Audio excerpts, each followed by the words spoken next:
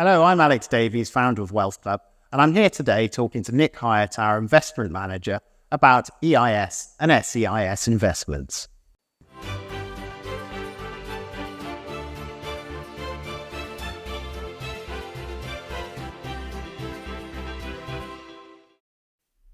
Nick, so tell us, what are EIS and SEIS? How does it work? So EIS and SEIS are government-backed investment schemes designed to encourage investors to back small, ambitious startups in the UK.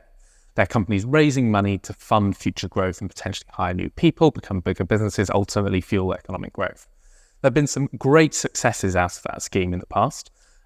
So for example, Bloom & Wild, who are an online flower delivery business, they returned 18 times cost for investors in the MMC EIS fund.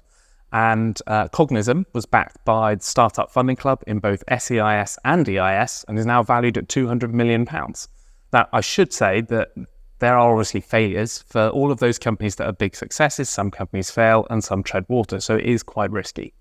And how do they differ from VCTs?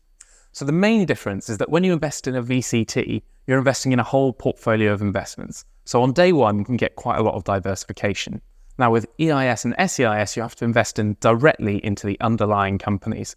That tends to make EIS and SEIS more concentrated and therefore more risky. On the plus side, though, the government does offer more generous tax relief for backing EIS and SEIS companies. So how does the tax relief work? So it's a really generous package. You get income tax relief up front. You have the potential for CGT deferral. So if you have capital gains on a previous investment, then you can potentially reduce that bill through investing in EIS and SEIS. EIS and SEIS investments themselves are CGT free, so there's no capital gains tax to pay on successful investments. And if investment doesn't work out, you have the potential for loss relief, which is potentially quite complicated, so we can go into that in a bit more detail if we want later. And finally, after 2 years, EIS and SEIS investments are IHT free. Now, I should say that obviously those are subject to changes in the tax rules, and obviously there's also, the benefits depend on your own personal situation. Okay, so just looking at loss relief, how does that work in a very sort of broad way? So when you claim tax relief up front, you can then claim further tax relief on the loss, which means that in EIS, the maximum value at risk, assuming you claim all of the tax relief, is 38.5p in the pound. So that makes it potentially very attractive. So despite being high risk, the potential losses are relatively low.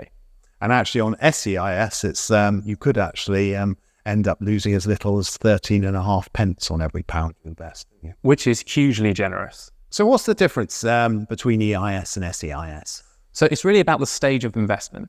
SEIS companies are really very young. They're just a twinkle in the founder's eye, and this is the first money through the door to help the founder get the business to a point where it can raise more money.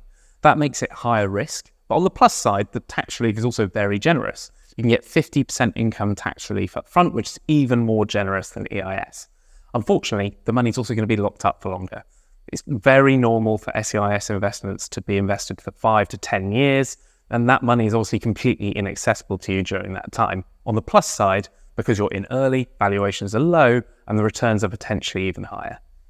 So 5 or 6 tips for people who are looking to invest in an EIS or SEIS this year. So the first thing I think is understand the risks. These are risky, and there is a high chance you might lose money on at least some of your investments.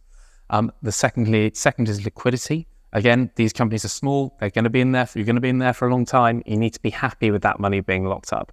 Now, assuming you're happy with those two things, the next thing is how much are you going to invest? Because it's risky, because it's illiquid, you're probably only going to put a small proportion of your overall portfolio in it.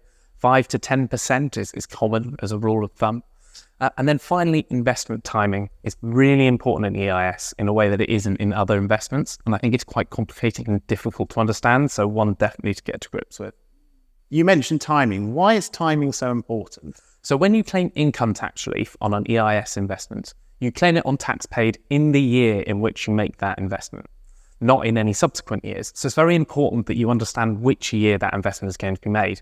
Now with EIS funds, often the investments are spread over 18 months to 2 years. So that means the year in which you invest in the fund is not necessarily the year in which you can claim income tax. The government has come up with a solution to that with knowledge-intensive funds that allow you to claim tax relief on the year that the fund closes. That's really positive. And also you can invest up to £2 million to a knowledge intensive fund. But Alex, you've got lots of experience investing in EIS. What are your tips? Yeah, well, I've got lots of EIS and SEIS investments, and that's a mixture of funds and investing directly in single companies. I have to admit, I prefer, especially when it comes to EIS, investing directly into single company opportunities. I just find it more interesting, and you know exactly what your money's going into. That said, when you're looking at really early stage sort of SEIS companies, I've always opted for funds, just because I think diversification is so key in those areas, because a lot of those businesses will fail. And even when you're doing investment into single companies, don't get too greedy. Make sure you put your money in lots of different ones, because again, a lot will fail. Lots of plans, great plans, just don't work out. Other than that, my tips for investors would be, you need to be prepared. Your losses generally come first, so that can be quite frightening, but don't let it put you off. And finally, don't forget the tax relief, because even if your investments don't do very well, that tax relief can really cushion those losses. In fact, I've had SEIS investments where I've actually lost money on the investment because of the tax relief I've actually ended up. And of course, if things do go well, then you've got these marvelous tax-free returns. I completely agree with you, Alex. It's about understanding the risks, understanding the potential tax reliefs, and then achieving diversification, whether that's through lots of individual company investments or through a fund. And where can investors find out more, Nick?